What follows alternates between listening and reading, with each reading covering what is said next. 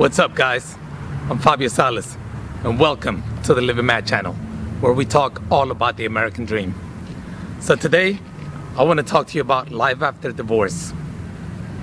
It's a pretty big topic nowadays because, as we know, lots of marriages are ending in divorce. Depending on the statistics that you read, the studies that you read, it's anywhere between 40, as high as 55% of marriages ending in divorce. So why do I want to talk to you about divorce? Well, let me tell you, I've been divorced. You see that building behind me? 19 years ago this November, I was a young 20-year-old, brand new to the Marine Corps, and I came right here, walked into this building, and got married. You see this building here? This was the last school my son attended when we were still living together as a family.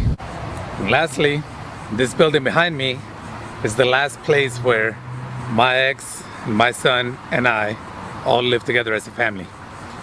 This is actually my first time back here in 6 years since we separated.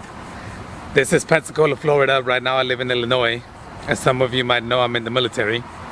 Just so happened that this month I'm in Pensacola, Florida for training, which is just a couple months past of the anniversary of us splitting up. So 6 years and a couple months ago, this was our last family home. And as I walk around and drive around, just all these memories keep coming back to me about being married, our lives together. And that's what inspired me to make this video and share with you, some of my thoughts on life after divorce.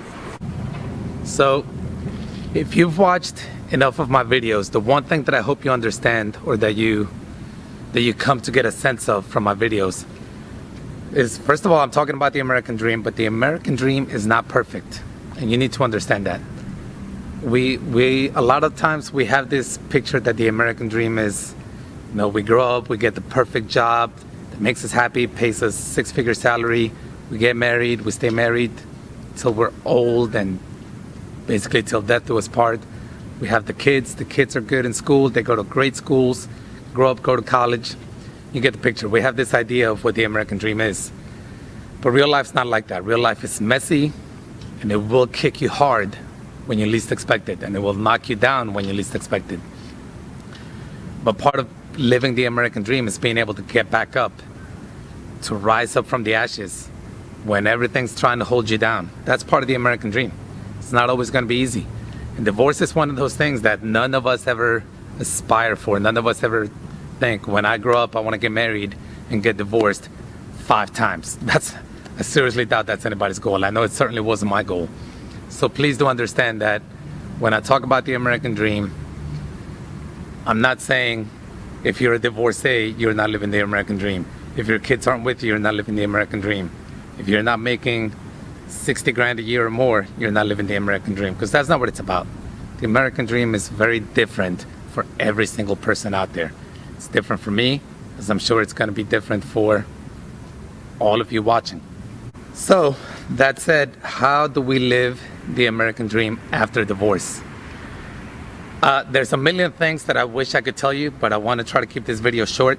So I'm going to share with you just 4 things that I've taken away from my experiences after my own divorce that I hope can help you, not just for your own divorce, but maybe you know a friend who's divorced, or a family member who's divorced, or going through divorce.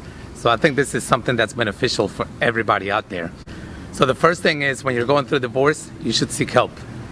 I will tell you, when my ex and I first separated, I got moved to Japan. She stayed here in the States with our son, and I got moved to Japan. I'm in the military. They said, boom, go.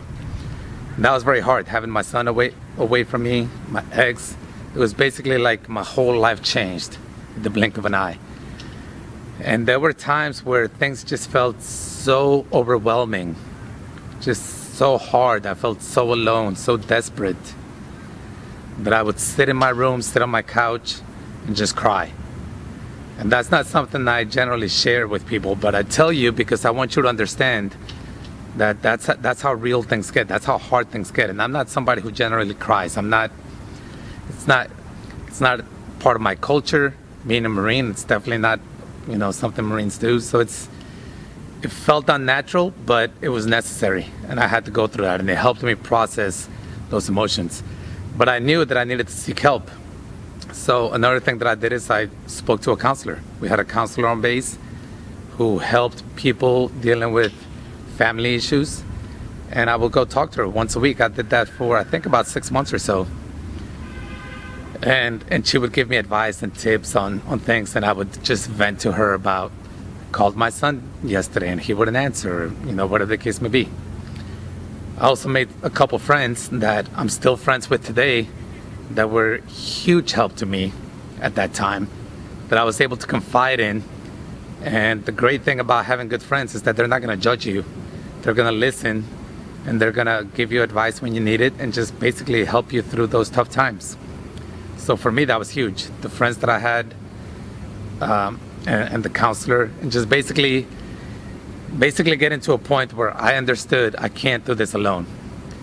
I'm not somebody who generally seeks help. I like to think I can do things on my own.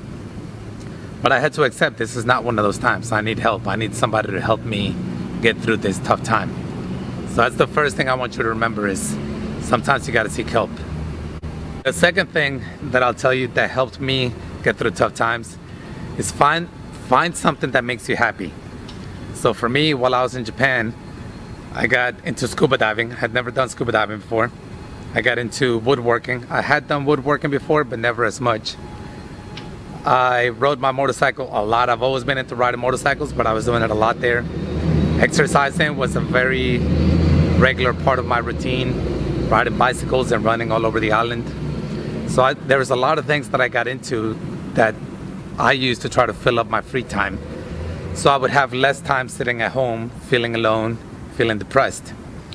Now, I don't want you to think that I'm telling you should try to escape your problems or try to escape your negative emotions, because that's not going to be healthy in the long run. You've got to deal with the pain. You've got to confront the pain. As hard as that may be, you've got to confront the pain. So if you need to cry, cry. If you need to go talk to a counselor, a chaplain, a friend, a family member, whoever, go talk to them. You've got to deal with those emotions. What I don't want you to do, or what I suggest you don't do, is dwell in those negative emotions all the time. So I don't want you to get off work, go to your house, and cry every single day for 3 years, 4 years, 5 years on end. You've got to make time for yourself to make yourself happy. Again, whether that's hobbies, hanging out with friends, vacations, maybe you're into painting, whatever you like doing, do that. Do it for you. Do it so that there's something in your life that you can feel positive about. Because you're gonna feel down about this divorce, you're gonna feel down about splitting up from your girlfriend and boyfriend or whatever the case may be. So you need stuff in your life that's still gonna give you some positivity, that's gonna make you feel good about things. The third piece of advice that I can give you is accept responsibility. What do I mean by that? I would say, I'm just gonna throw out a number out there, I would say 90% of marriages that fail, and this is just me estimating, so please take that with a grain of salt.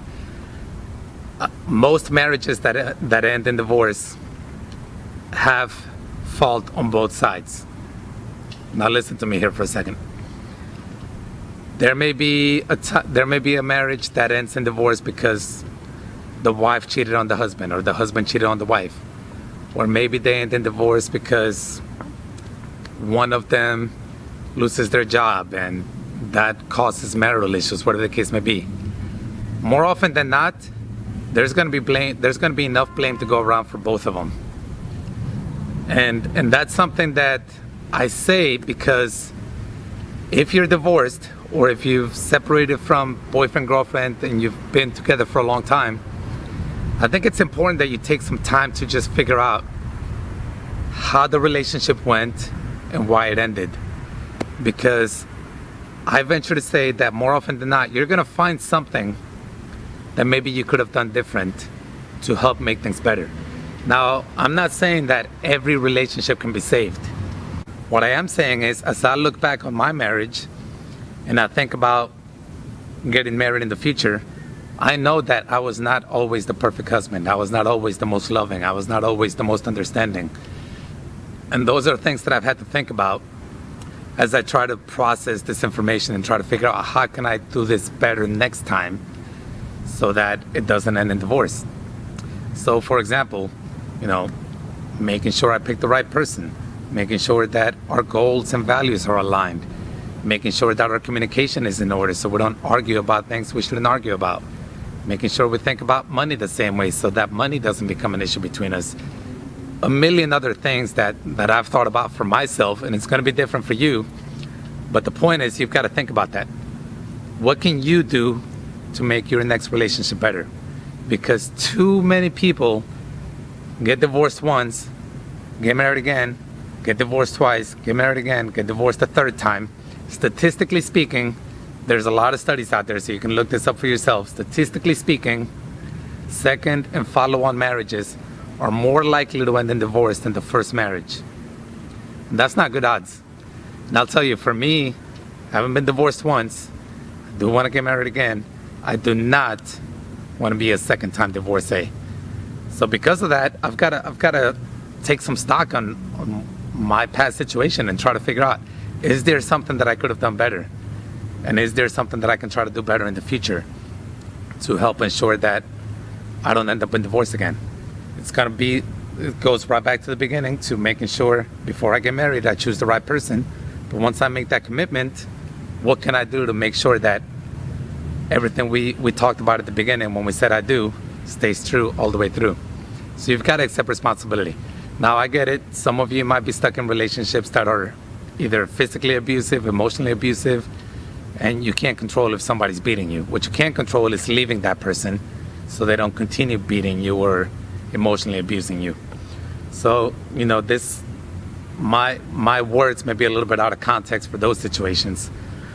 But again, I think for most people, there is something that you can gain, something you can learn from a failed marriage, from a failed relationship. And it's important you take stock of that to help yourself in the future. All right, the fourth thing that I want to talk to you about is just understanding that, like I said earlier, the American dream is not perfect. And unfortunately, that applies to marriage as well. So just because your marriage ended in divorce does not mean that love does not exist, or that you're meant to be alone, or that nobody's ever going to love you. What I'm saying is, don't give up. Don't give up on love. Don't give up on yourself. Don't give up on relationships. Don't give up on life. Just don't give up. If you want to get married again, you're going to have to date. Now, that means you're probably going to have to date a lot of bad people before you find the right one. And that's this hard thing. I'm 39 years old now. And when I talk to other single people that are in my age category, a lot of them are disheartened just because they've met, I talk to women and they've met so many bad guys that just want to cheat on them and mistreat them. Talk to guys who, say, oh, well, women only care about money or whatever, just don't care about the personality.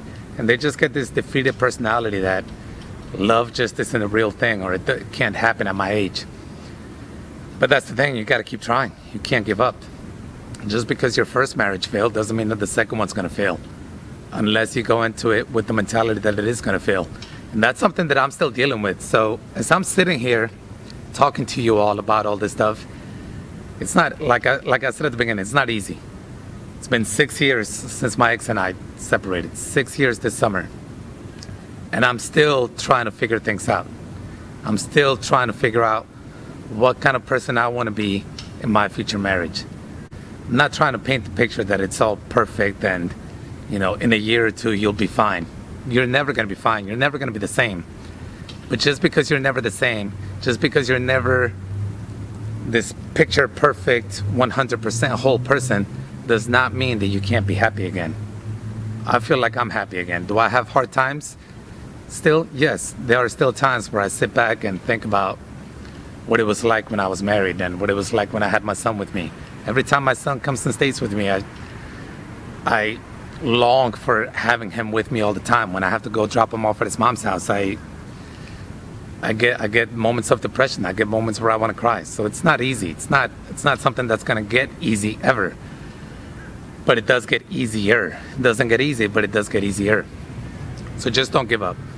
Believe in yourself. Keep being a good person. Keep treating other people well, and good things will come to you.